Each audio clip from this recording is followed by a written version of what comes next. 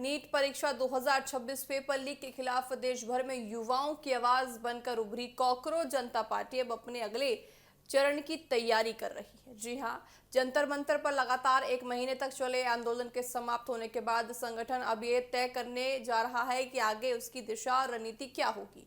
इसी सिलसिले में कॉकरोच जनता पार्टी प्रमुख अभिजीत दीपके ने 5 अगस्त को संगठन के कोर सदस्यों की एक महत्वपूर्ण बैठक बुलाई है। जानकारी के मुताबिक ये बैठक महाराष्ट्र के छत्रपति शिवाजी नगर स्थित अभिजीत दीपके के आवास पर आयोजित की जाएगी, जिसमें संगठन के प्रमुख पदाधिकारी और कोर टीम के सदस्य शामिल रहेंगे। बैठक का मुख्य उद्देश्य आंदोलन के बाद की स्थिति की समीक्षा करना है, भविष्य की रणनीति तय करना है और संगठन के अगले एजेंडे पर विस्तार से चर्चा करना है। सूत्रों के अनुसार जंतर मंतर पर लंबे समय तक चले विरोध प्रदर्शन के बाद संगठन ने अपने कार्यकर्ताओं और पूरी तरह से देखिए उनके सभी लोगों को फिलहाल कुछ समय अपने परिवार के साथ बिताने के लिए समय दिया था। आंदोलन के दौरान देश के अलग अलग हिस्सों से बड़ी संख्या में छात्र और युवा दिल्ली पहुंचे थे। अब नेतृत्व चाहता है कि अगले चरण की शुरुआत पूरी तरह नई ऊर्जा के साथ की जाए। माना यह जा रहा है कि 5 अगस्त की बैठक में केवल संगठनात्मक ढांचे पर नहीं बल्कि राष्ट्रीय स्तर पर भी युवाओं से जुड़े मुद्दों पर भी चर्चा होगी।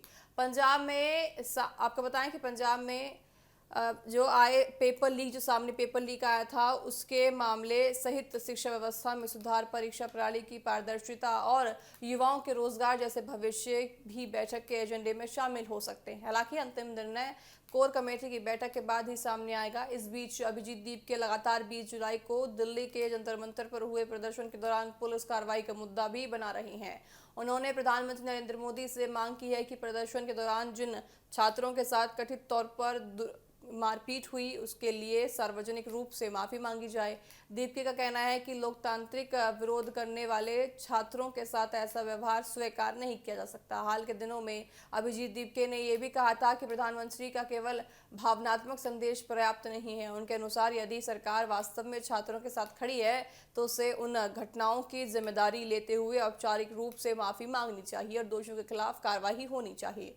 विशेषज्ञों का कहना है कि बैठक केवल एक संगठनात्मक बैठक नहीं बल्कि इससे ये भी तय होगा कि कॉकरोच जनता पार्टी आगे सिर्फ एक जन आंदोलन के रूप में काम करेगी या देश भर में युवाओं से जुड़े मुद्दों पर लगातार अभियान चलाएगी।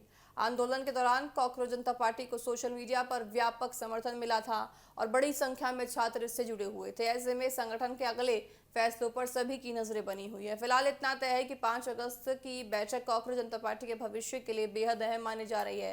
इस बैठक के बाद ये साफ हो जाएगा कि संगठन आगे किन मुद्दों को प्राथमिकता देगा, आंदोलन की अगली रूपरेखा क्या होगी और युवाओं के बीच अपनी भूमिका को किस तरह से आगे बढ़ाएगा। अब सबकी निगाहें इस बैठक और उससे निकलने वाले फैसलों पर टिकी हुई है।